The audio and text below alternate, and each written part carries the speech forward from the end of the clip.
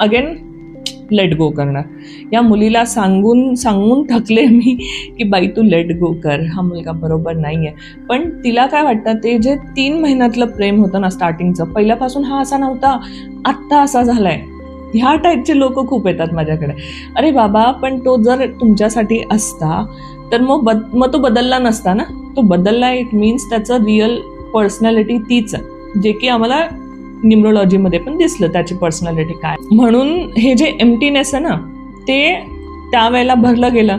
नंतर त्या कमी कमी कमी होत गेले इमोशन्स त्या मुलाकडनं, आणि हिच्याकडनं वाढत गेले एफर्ट की अजून थोडं जास्त चांगली राहिले ना की अजून चांगला होईल हा, अजून थोडी चांगली राहिली की चांगला होईल हा.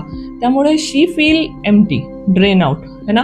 तर रोज आली की मला तिला चार्ज करावं लागतं, अगं बाई असं नाही आहे ना, अजून कोणी असेल लिहिलेलं, तू पेज टर्न कर, तू पुढे तर जाऊन बघ, मे बी चांगला मुलगा भेटेल.